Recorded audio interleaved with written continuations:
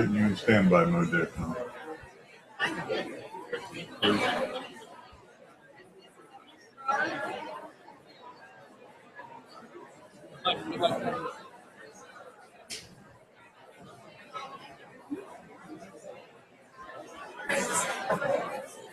Is the delay? Did I get it? 25 seconds.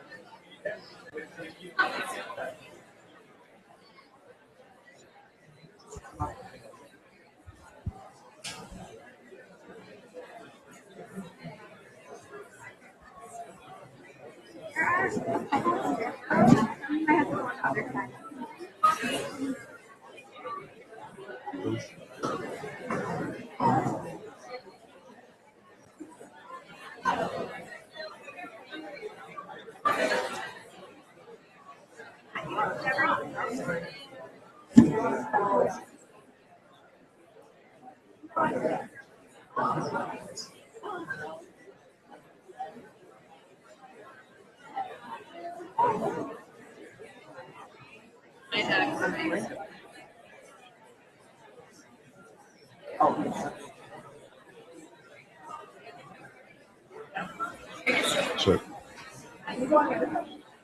ladies and gentlemen, our program is about to begin. We ask that you please silence all cell phones. Thank you.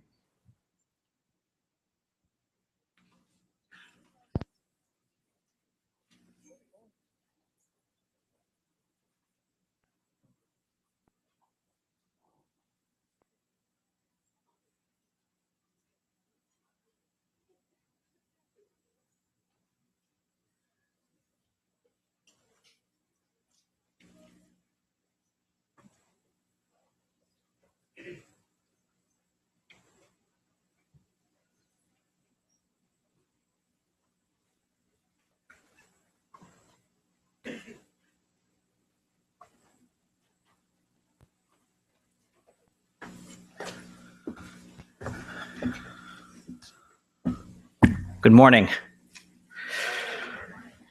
On behalf of the United States Holocaust Memorial Museum, I would like to welcome you all here this morning to hear from United Nations High Commissioner for Human Rights, Zeid Ra'ad Al Hussein, in his address, "Can Atrocities Be Prevented? Living in the Shadow of the Holocaust." My name is Cameron Hudson. I direct the museum's Center for the Prevention of Genocide. And the question, which you can kind of see on the screen, posed by our speaker today is one that is central to the field of atrocity prevention. It is a principal concern of this institution, and it is, I believe, of increasing importance to this and, I hope, future American administrations. Regrettably, this was not a question posed by American policymakers 75 years ago, as war raged across Europe and millions upon millions fell victim to a pernicious ideology. That is now one of the principal missions of this institution: to poke, prod, sometimes pester, and cajole policymakers, scholars, and the millions of people who walk through the doors of this building every year, and to ask that sometimes uncomfortable question, but always necessary: can atrocities be prevented? For those of us who work on these issues every day, there is, I think, at least a shared sense of outrage in the face of what now seems like a daily stream of reporting of atrocities occurring or threatened across the globe against Yazidi populations in Iraq and Syria, the Rohingya in Burma, the Nuba and the Darfuri in Sudan, Dinka and Nuer in South Sudan, Christian and Muslim in the Central African Republic, just to name the ones that were in my Google alert this week. But despite what I believe is an emerging consensus, or at least what I hope is an emerging international consensus on the need to prevent, to respond, and to protect, the world's rhetorical commitment to these issues does not meet with reality, which suggests to me that the question the High Commissioner has put before us today has no greater urgency. So, sir, on behalf of the Holocaust Memorial Museum, on behalf of our nearly 100 survivor volunteers and our many partner organizations who are here with us today, I want to thank you for choosing this venue to speak with. Before I begin, I just want to touch on a couple of housekeeping matters. I want to remind everyone that this is an on-the-record event, and so you're all encouraged to tweet at your reactions at using the GenPrev hashtag. We're also webcasting this event, so for those of you who were not able to join us here in Washington today, wherever you are in the world, I hope you'll be a part of the conversation that we're about to have. You can use the hashtag or tag us at Holocaust Museum if you have questions for the High Commissioner. We're gonna be taking some questions after his talk. And so with that, I have really the distinct honor of welcoming one of our incredible survivor volunteers, Margaret Meisner, to the stage to introduce our speaker. Margaret, as she's coming up, I want to say a few words about Margaret. You can come up. She is one of many survivor volunteers that we have at the institution, many of whom are here in front, and I hope you'll get a chance to talk to some of them before you leave. But Margaret and her colleagues are the greatest ambassadors that we have for the work of this museum, because their presence here grounds us in the history.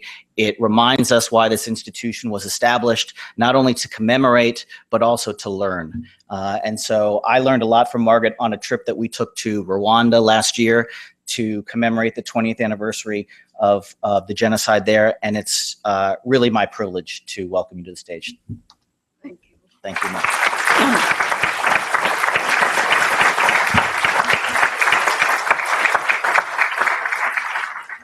Thank you, Cameron, for this very generous introduction. Good morning, ladies and gentlemen. I feel honored that I have been asked to speak at this very special and important occasion. As you heard, I am a volunteer at the museum. I guide, I translate from Czech into English, and I speak to many groups, adults and young people. A few words about myself. I was born in Austria in 1922, but I lived in Czechoslovakia.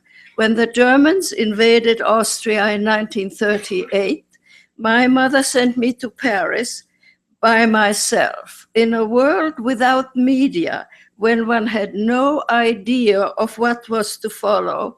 Mother thought I would be safe in Paris.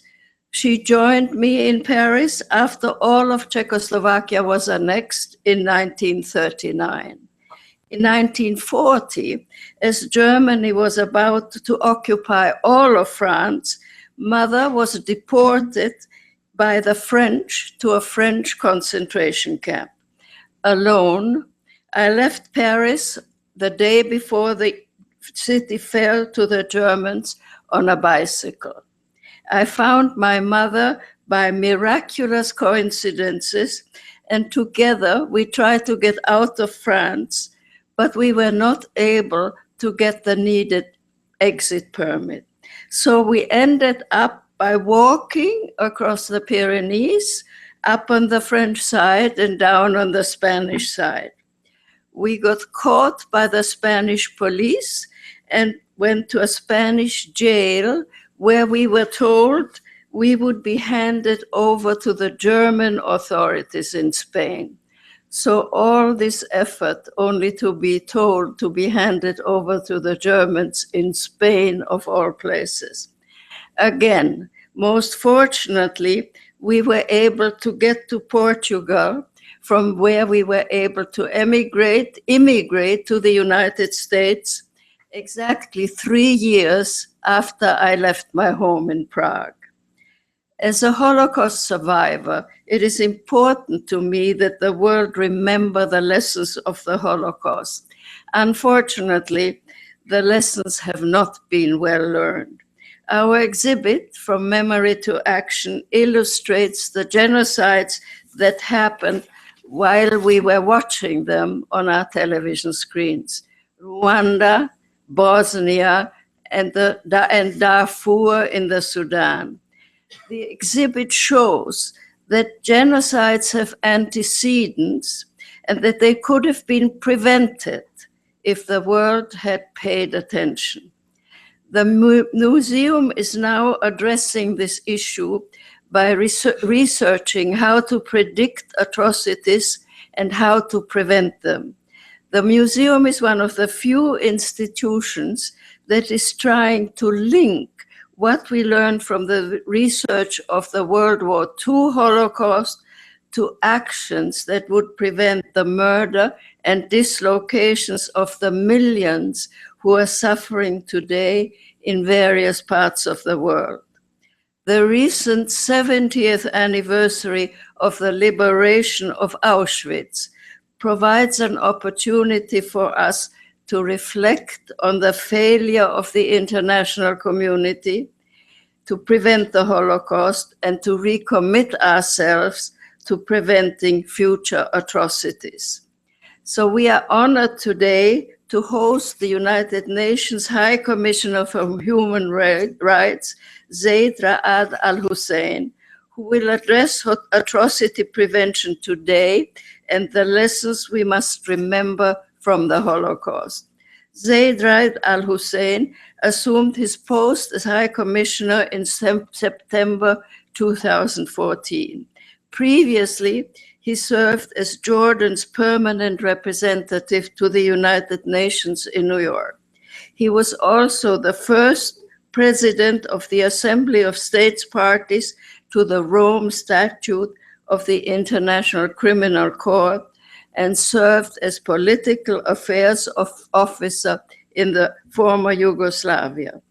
Throughout his career, the High Commissioner has dedicated his career to building peace and promoting human rights. We at the Holocaust Memorial Museum are dedicated to making sure that genocide and other atrocities never happen again. We are honored that the High Commissioner is with us today to deliver remarks about the importance of atrocity prevention in modern times. Please join me in welcoming High Commissioner Zeid Ra'ad Al Hussein.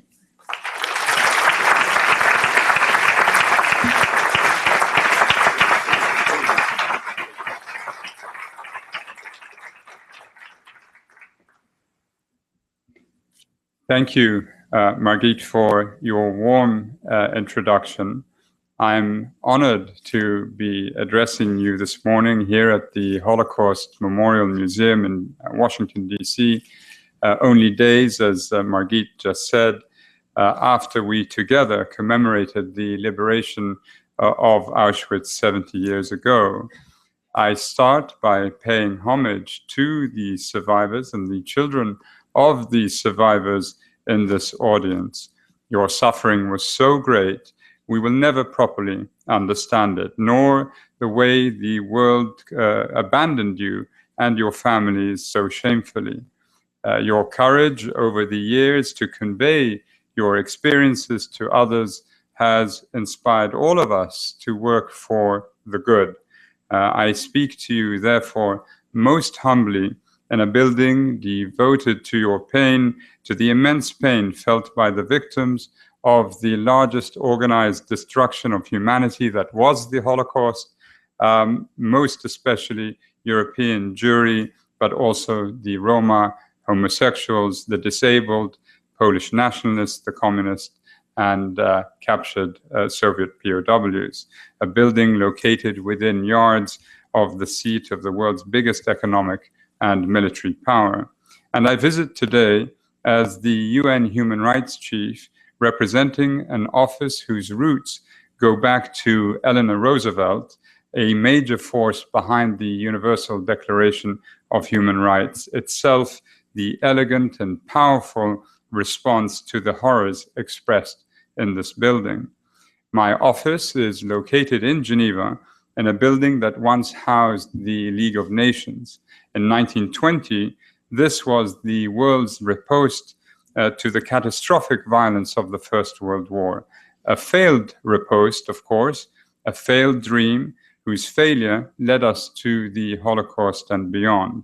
This morning is therefore filled with symbolism for me, not least because I am also the first Arab and Muslim UN Human Rights Chief, and therefore the first such official to visit the museum. Although I have been here before in my personal capacity, I have walked through the red brick walls and sat mesmerized by the stories, very human, touching, deeply sad stories told by those who suffered so greatly. I have spent years trying to understand all of this. I have traveled to Auschwitz-Birkenau at the invitation of the Auschwitz Institute for the Prevention of Genocide, with whom I've had a close association, and spent 2 days feeling sick at what I saw there. Everywhere, or everyone must go there, of course. Everyone must learn. I've also traveled to Nuremberg and tried to grasp why so many ordinary people could kill so easily, feeling no guilt whatsoever, later in the courtrooms when faced with the irrefutable fact that their conduct amounted to a colossal crime. Why was there so little, perhaps no remorse? Almost all the Nazis convicted of their abominable crimes, even in their dying moments, felt that what they had done was excusable. Everything, as Leo Tolstoy once said, can be so easily rationalized, even if it is wrong, so dreadfully wrong, and piloted always by two variations of the same thought pattern. The first begins with this logic: I am not a bad person, but in the unyielding grip of a circumstance over which I have no control, what would you have me do? Risk my reputation, my career, possibly my life? Even if I know it is wrong, there is nothing but to do it, for it is the best of terrible choices. Of the many books written about the Holocaust, one of the most fascinating is Gita Sarani's Into That Darkness, an Examination of Conscience. In it, she describes the life of Franz Stangl, the most senior Nazi tracked down by Simon Wiesenthal, and the only commandant of a pure death camp, of two death camps, Sobibor and Treblinka, ever brought to trial. Specifically, she recalls in her book the interview she conducted with Stangl after he was convicted and sentenced by a West German court in 1970. Of all the Nazi killers convicted, Stangl came closest to a genuine confession. In Sereni's last interview with him in June 1971, Stangl, after a long pause, muttered, and I quote, "So yes, I share the guilt," end quote. But then, instead of pursuing the thought to its logical conclusion and ending it with, "for the murder of hundreds of thousands of innocent people," he said instead, and I quote, "My guilt is that I am still here," end quote. Sereny believed that this was tantamount to a confession. To me, it sounds more like he copped out by not saying "for the murdering" or "for murdering so many innocent people." Instead, he had retreated into believing it had been a time of war, and with so many people having died in that war, he, as a military man, as a commandant, too should have died.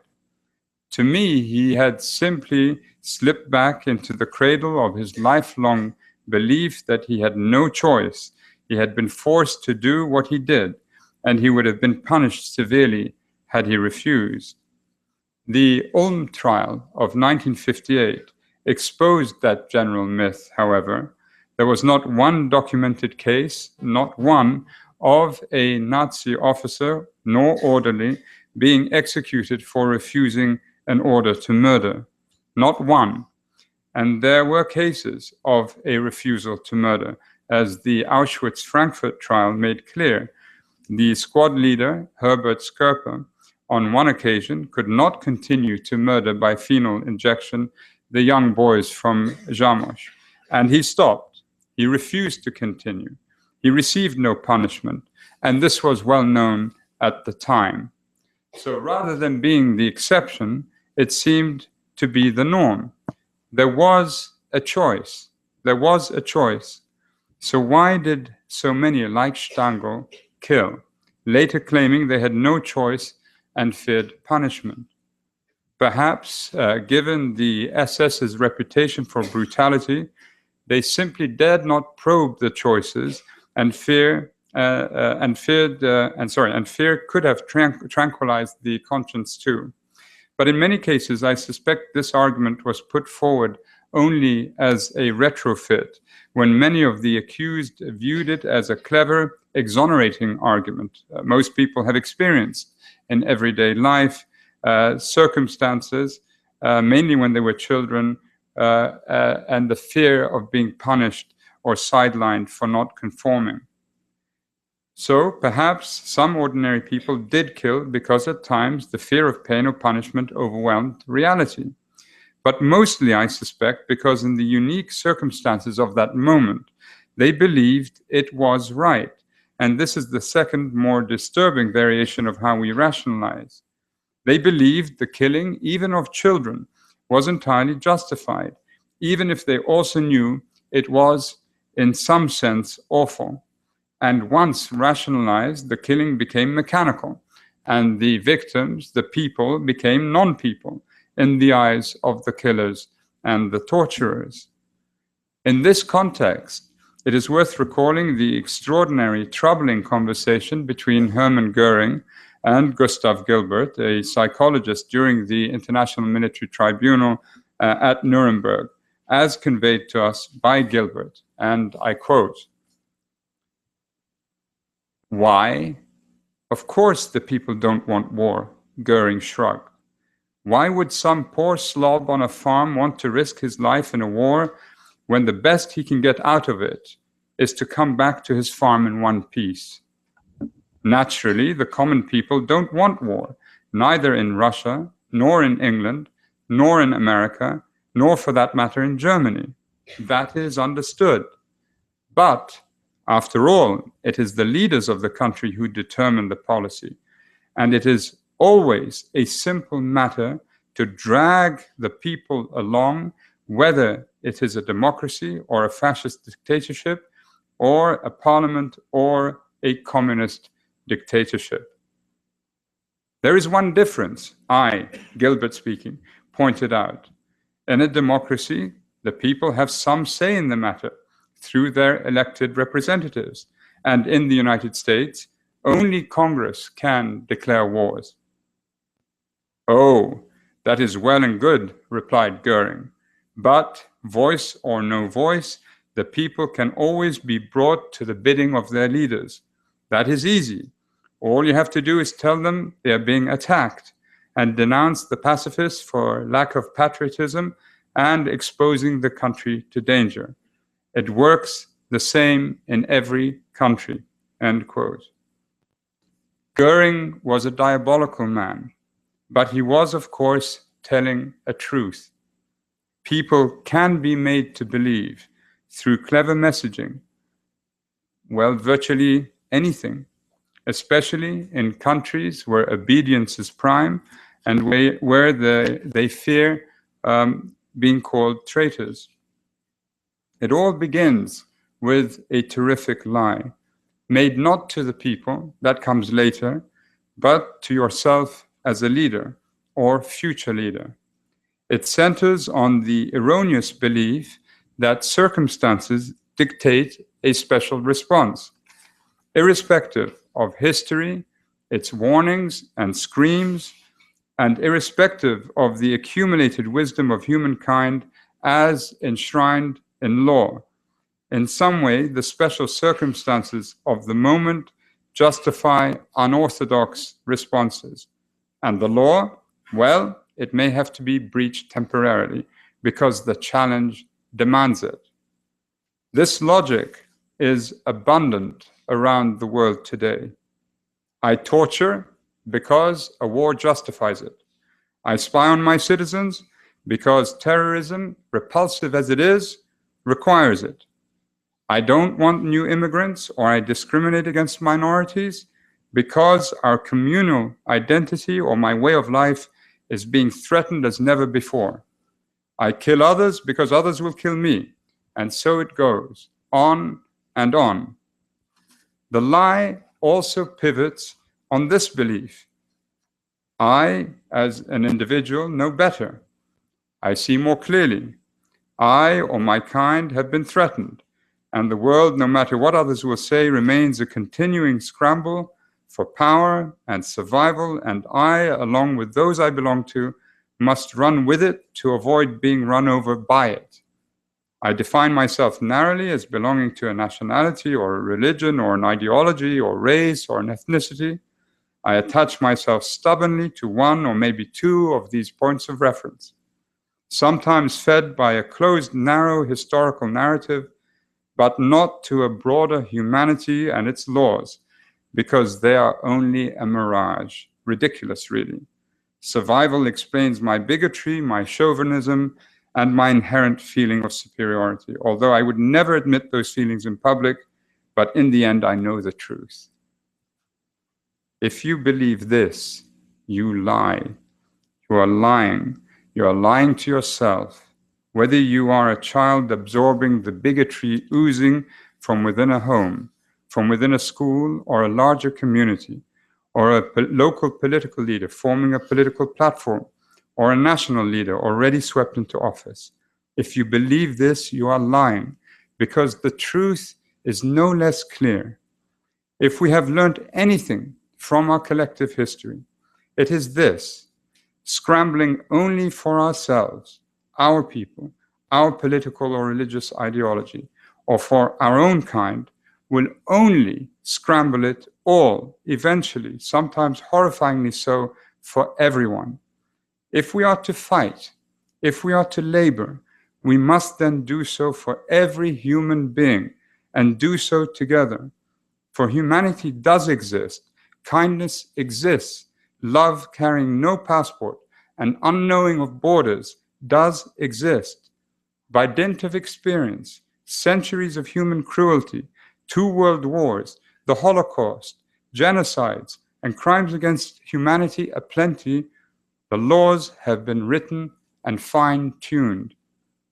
In the years after the Holocaust, specific treaties were negotiated to cement into law obligations to protect human rights.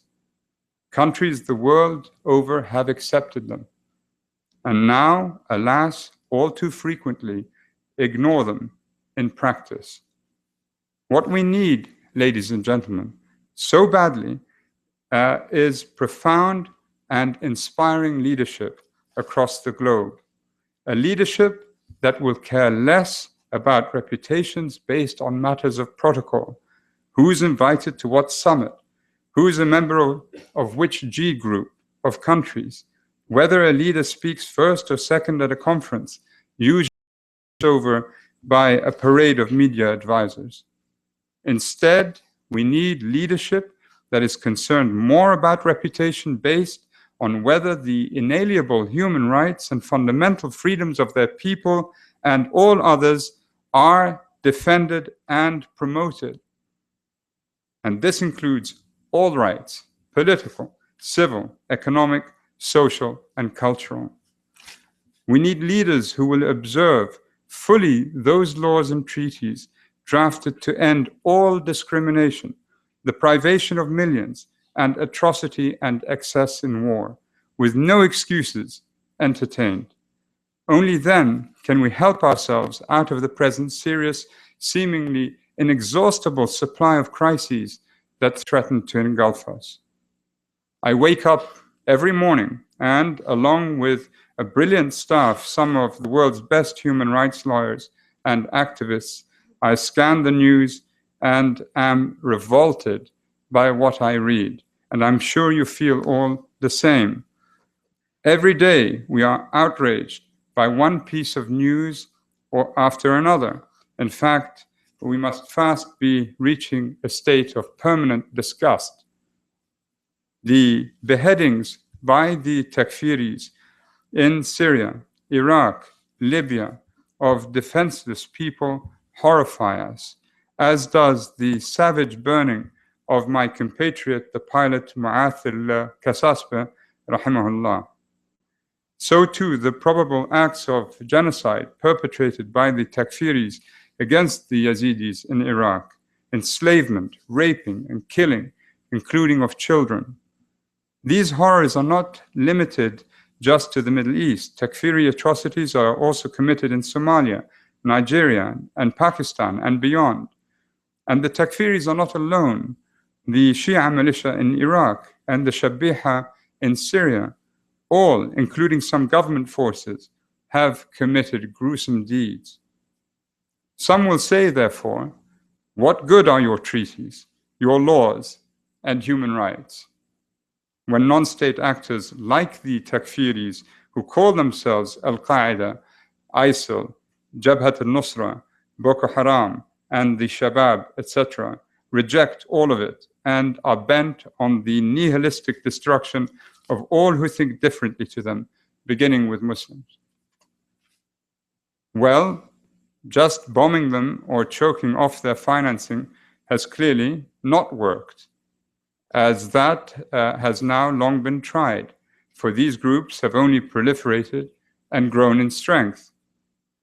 What is needed is the addition of a different sort of battle line, one waged principally by Muslim leaders and Muslim countries and based on ideas, on a reassertion of traditional Islam and the everyday narrative of Muslims.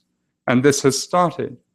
In September of last year, 126 Muslim scholars directly, point by point, discredited the cruel, harsh ideology promoted by the leader of Iraq, Abu Bakr al-Baghdadi.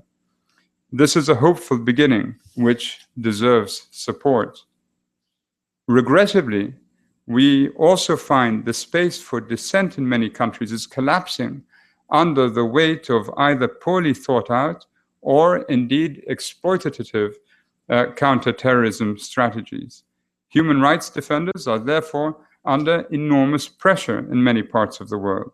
These defenders deserve our deepest admiration and gratitude. They risk imprisonment or worse in the peaceful defense of basic rights, the right to freedom of expression and assembly, the right to due process and fair trial, and the rights of others not to experience arbitrary arrests and torture and the like. After all, years of tyranny, inequalities, fear, and bad governance are what contribute to the expansion of extremist ideas and ideas and violence. Few of these crises have erupted without warning. They have built up over years and sometimes decades of human rights grievances, deficient or corrupt governance, and judicial institutions, discriminations and exclusion, drastic inequalities, exploitation and the denial of economic and social rights, and repression of civil society and public freedoms. Specific kinds of human rights violations, including sexual violence, speech that incites violence, and patterns of discrimination against minorities, can provide early warning of the escalation of crisis into atrocity. With so much movement across our screens and newspapers, we believe we are now somehow cartwheeling into a future more uncertain and unpredictable than ever before. We are also bombarded by so many individual pieces of news and commentary. Our thoughts become equally scattered and devoid of any clear understanding of what it all means. Even today's editorials focus on slices of news, and no modern-day philosopher has synthesized all we see into a coherent whole with remedies equal to the challenges. And so it would be easy for us to give way to a sense of complete hopelessness. But we cannot succumb to that way of thinking. Surely we know now from bitter experience that human rights are the only meaningful rampart against barbarity. Essentially, if I may boil down a massive topic into one sentence, states must be willing to protect the human rights of their people, and people must be able to hold the state responsible. This is the core mission of my office and the UN. A great body of international law which lays out our vital principles, such as the prohibition of torture and the equal and inalienable rights of women, is also essential.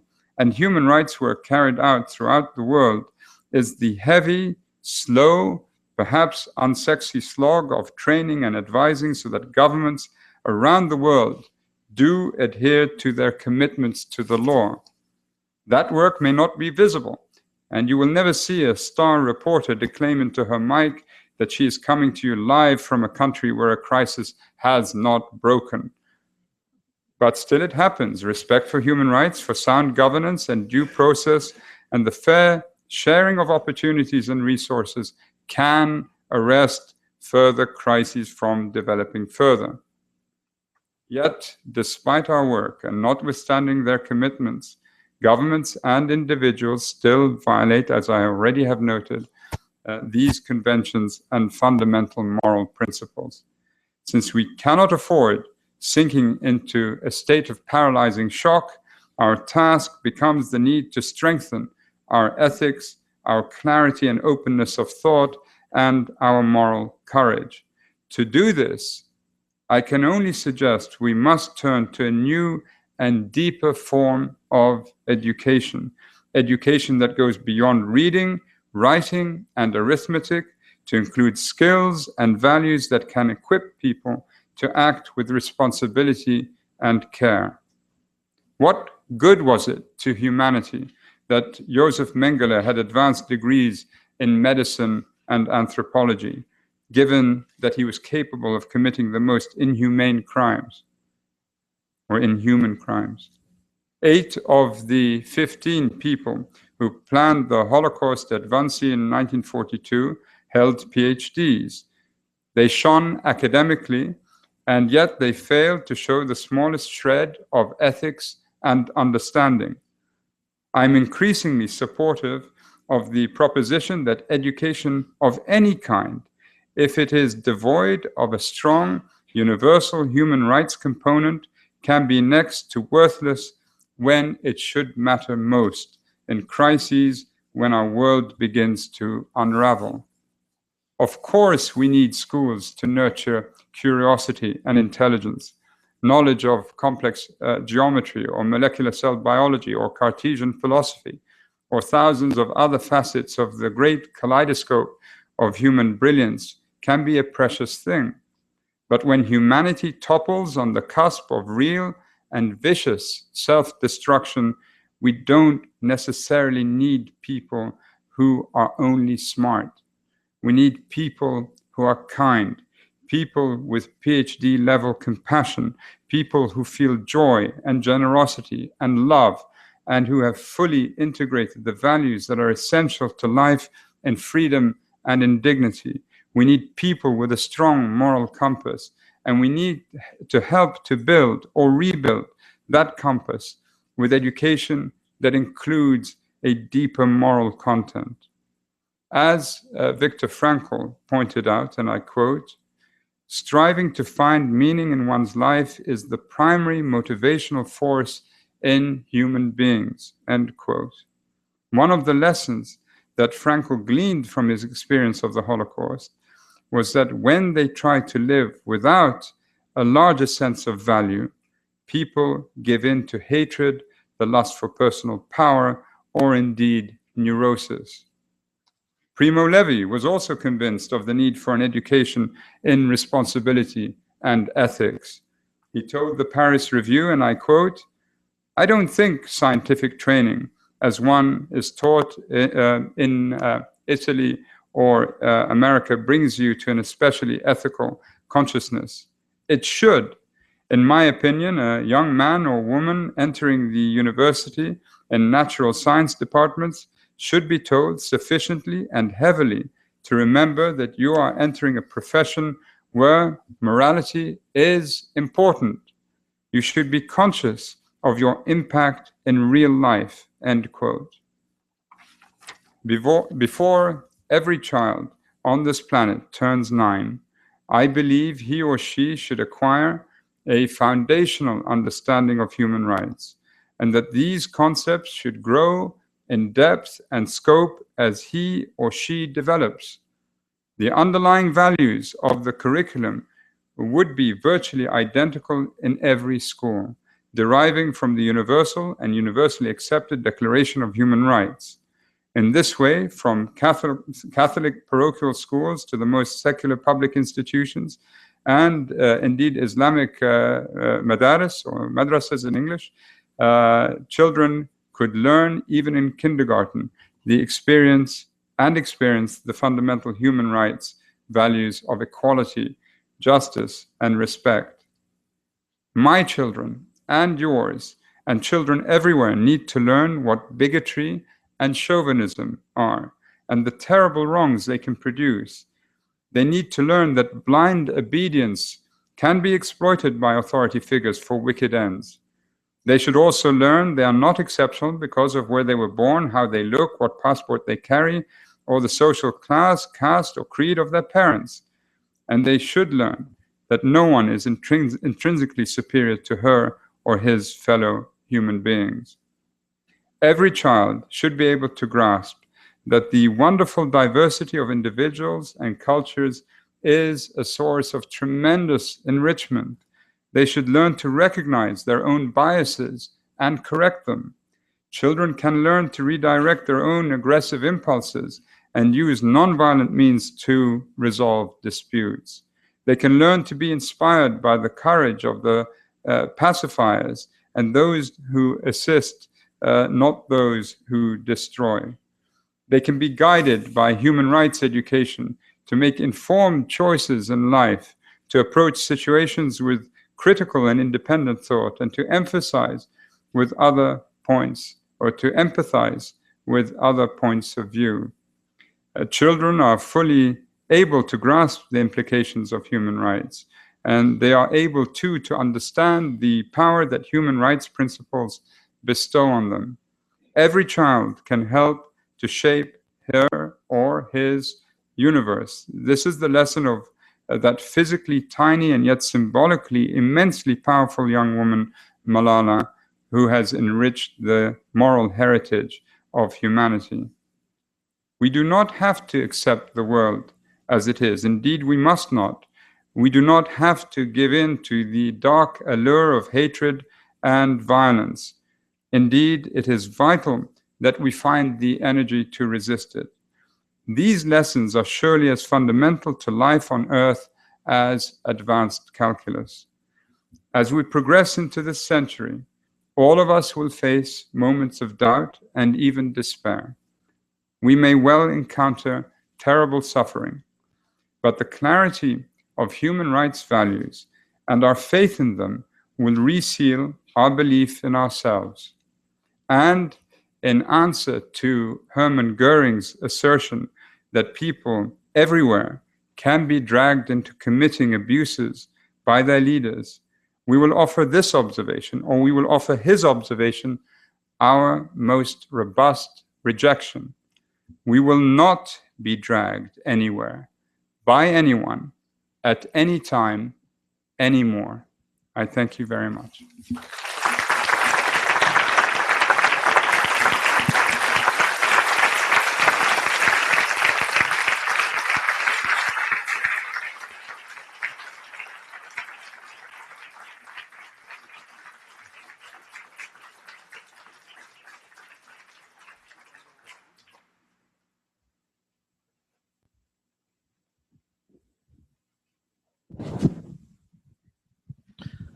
Thank you for that. Felt like a call to arms, call to action from you this morning. We're going to be taking questions from the audience. We're going to have some microphone runners on either side of the theater. So put your hand up with a question. Start formulating them now. I'm going to take the prerogative of the chair to ask a first one. You talked about the sort of legal architecture that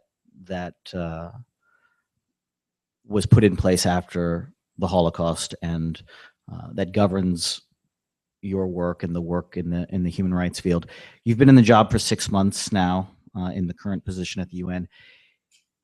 Is that architecture and that institution up to the challenge that we face today around these issues of combating hate, combating atrocities, promoting human rights? Is it sufficient?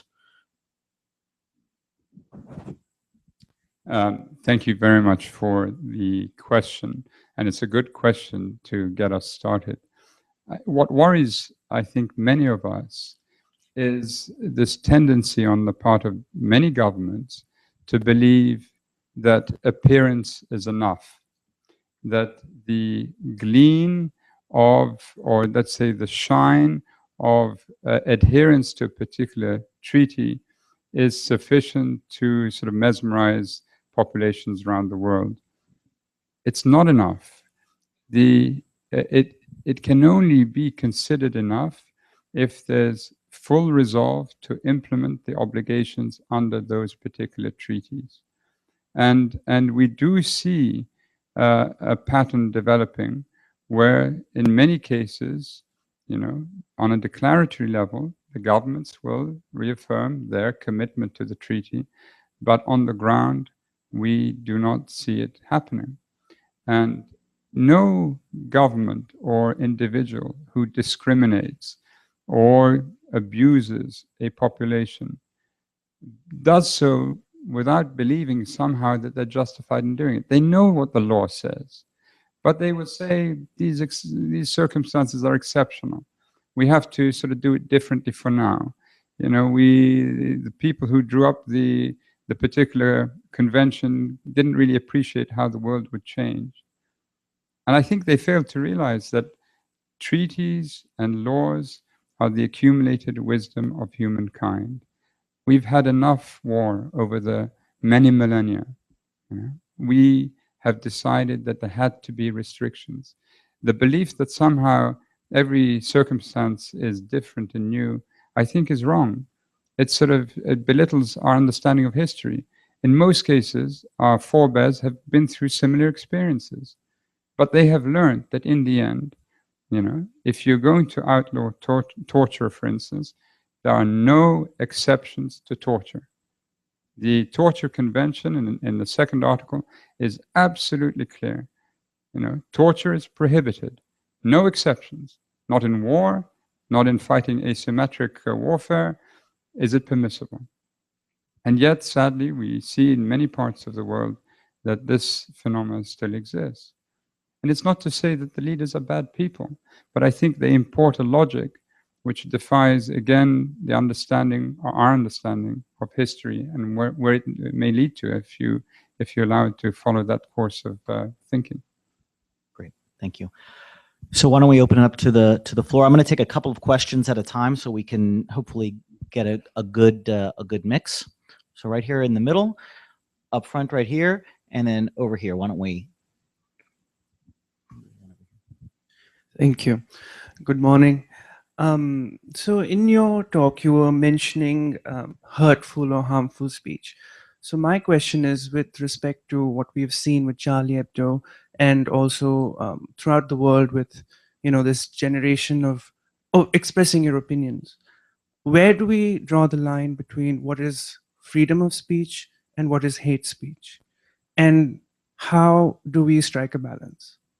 Yeah. Thank you very much. Right here, up front. Thank you. I am Kumar from Amnesty International. The topic here is, can atrocities be prevented?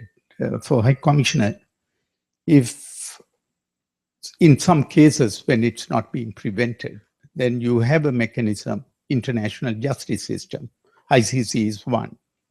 If that also fails, because there are indications that even that is getting weakened and certain countries are avoiding getting punished there, will it encourage more atrocities by other leaders? So in a nutshell, when international justice system fails, is it giving a message to the world leaders that they can go ahead and commit mass crimes and escape? Thank you. Thank you. And there was one right here in the front. Yes.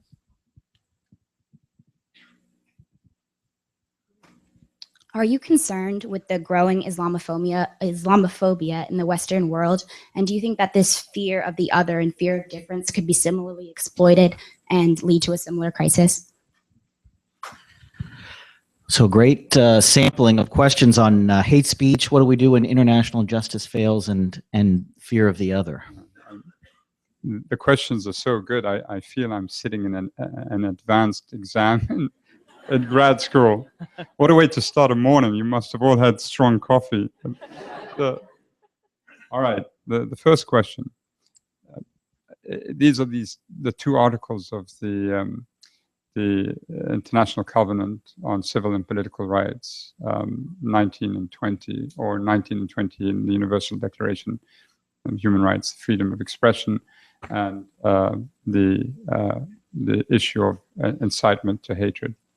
And it is a very difficult issue, in particular to discuss, because it can become so emotive or emotional for all the participants in the discussion, as I'm sure you've experienced yourselves. My understanding, and I'm hoping that I speak for my office. My office, I have 1,200, highly educated human rights lawyers, all of whom are rebellious, and so they don't always listen to me. So I hope I'm representing their view. But my view on this is that the freedom of expression is the surest antidote to tyranny. To tyranny. It has to be defended, and we will defend it, and we will stand foursquare in front of it. But one must understand as well that while the boundaries have to be far and wide, in exercise of that right, we have to believe that we are reasonable human beings, educated human beings, who know our history, who know the evolution of human development, so that if people want to speak at the absolute margins of what is permissible, those people are rare. If there's a density of that sort of opinion at the margin, then crossing over into the other part of it, the incitement to hatred, becomes very real. So the right has to be protected, it has to be safeguarded. But in exercise of the right, you hope with high levels of education and awareness of one's history, human history, that there is self-restraint, that we respect each other, that we are bound together. And we will, if people want to exercise the right at the extreme, they can. And the danger is that they drag half of the population with them, and then we have a very dangerous situation developing. And so we have to keep it in balance. On the question of impunity, if we don't see those accused of the vilest crimes being punished, does this encourage others? I think in the short term, probably, yes. But, you know, in the end, we hope that with the sufficient body of evidence collected in time, you know, all those main authors of the worst crimes will be pursued and punished. We're going through this transition. You know, the Rome Statute was only signed in 1998, and it sought to overturn, you know, again, 2 millennia of practice, and so the world needs time to adjust to it. But I'm hopeful that in another 20, 30, 40 years' time, you know, we will have turned the corner on atrocities. Is Islamophobia a concern? I think we see so much now discrimination along so many different axes. It is a concern to us, you know, whether it be discrimination on the basis of race, religion, sexual orientation, you know, who you are and who you love, you know, and all of this we must fight against. We must fight against. It's unacceptable. You know, how many horror stories must we see to understand this point? And so it does concern me, and I hope it concerns all of you as well. Thank you. Why don't we take a few more questions? Why don't we go into the back this time a little bit? We have one on the side here, and this gentleman in the back as well, in the second to the last row, and then right here in the middle. Thanks. Good morning. We have questions coming in from our Twitter following, and I just wanted to share one of them with you. More good ones. Under your predecessor, the United Nations elevated LGBT rights, insisting that LGBT rights are human rights. Yet we see countries continue the criminalization of LGBT people, and we continue to see atrocities against them. What plans do you have as High Commissioner to continue upon the work of your predecessor? That was the longest Twitter message I've ever heard. Okay, three Twitters. Okay, good. Back here.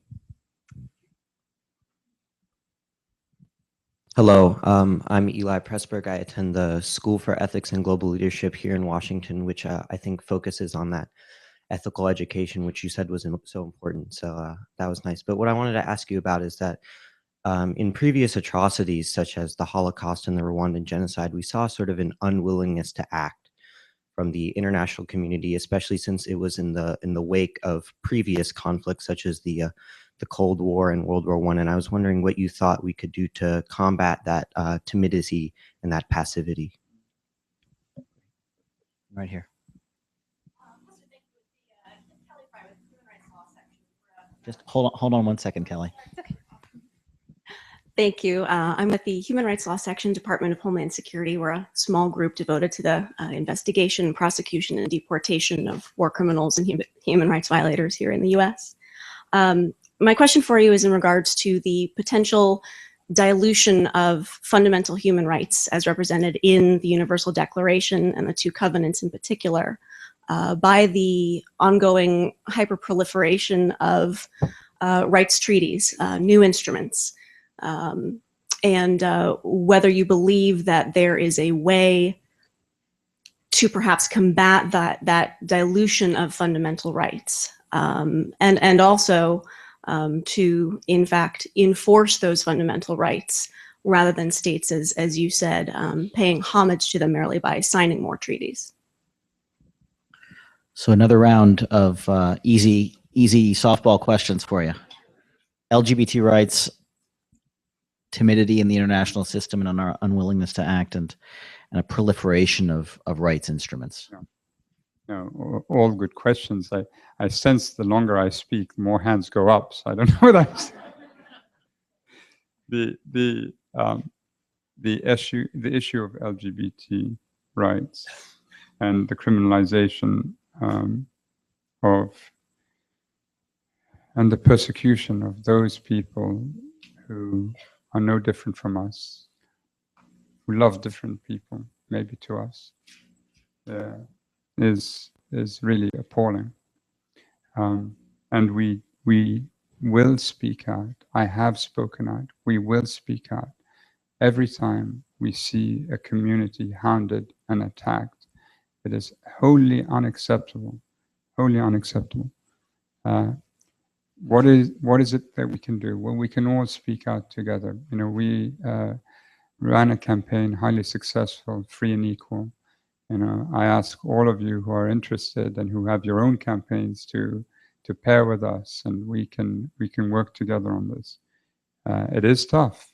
You know, there are a lot of people out there who will find one excuse or another, but it is unacceptable that people should be persecuted in any way on the basis of who they are or who they love. The question regarding timidity, it is really, really tough, this. You know, General Dallaire, in the early days of the Rwanda genocide, at one stage remarked that he felt like taking a wheelbarrow filled with bodies to the UN Security Council and offloading those bodies to get countries to move.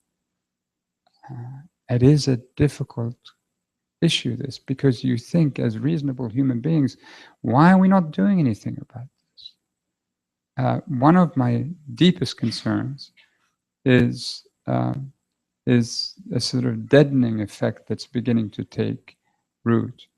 That if the margin of human behavior, the very extreme of human behavior that we've seen, you know, perpetrated by principally Daesh, the crucifixions, the beheadings, the burnings, if that is the limit which would prompt us then to act, then what about everything else short of that? You know, how do we motivate ourselves to act where we see, you know, patterns of discrimination that are highly alarming? You know, do we just say, well, you know, one killing here, one killing there, you know, it happens, sort of thing? And how do we motivate publics? I don't have the answer for that. I don't. But I think we need to force a discussion on it. It sort of reminds me of, you know, being in medical school. I wasn't in medical school, but I had enough friends who were. And the first, well, I was at Johns Hopkins, you have to expect that. The first week, you know, you're working on a cadaver, and the first day you're probably feeling nauseous and you don't feel well. The second day, you feel it's pretty much routine, and by the end of the week, you're okay.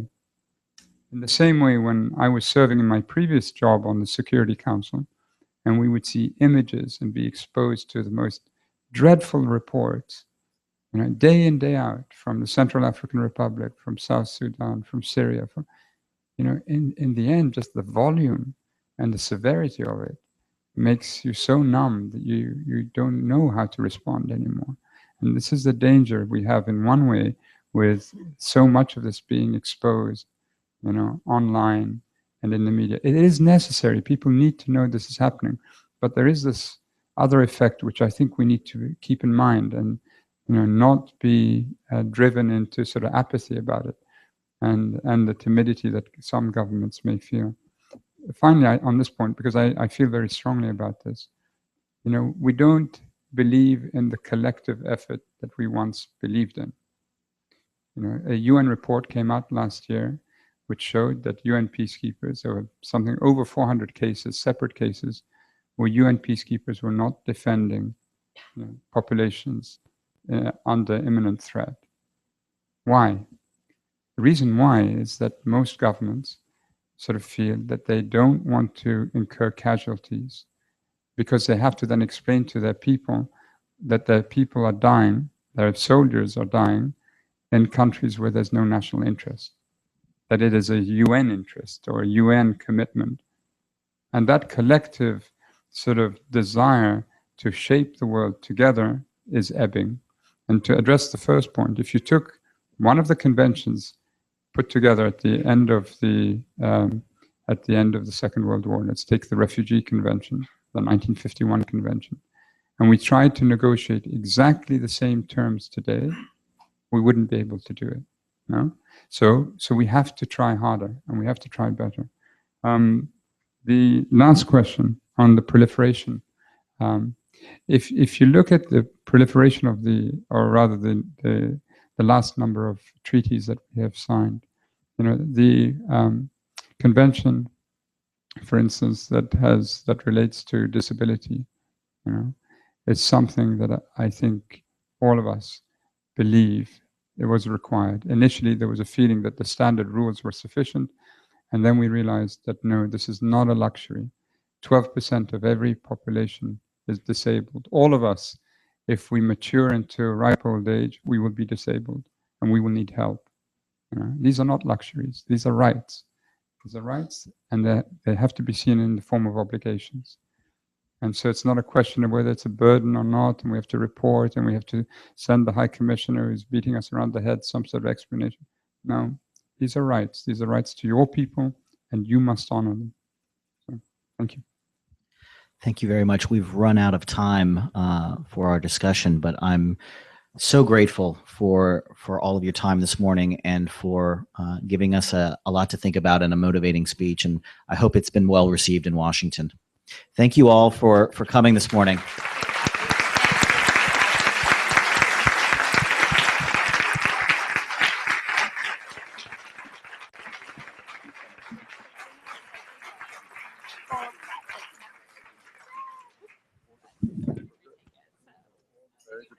Already? It's fine, but I think going back on stuff like if I wanted to I asked if I could defer, and they were like, no. Okay. Did you already get in there? No, I didn't get in yet. So like I asked them like specifically, I'm applying for a Fulbright to finish like the part of the PhD stuff that I want and my graduate stuff.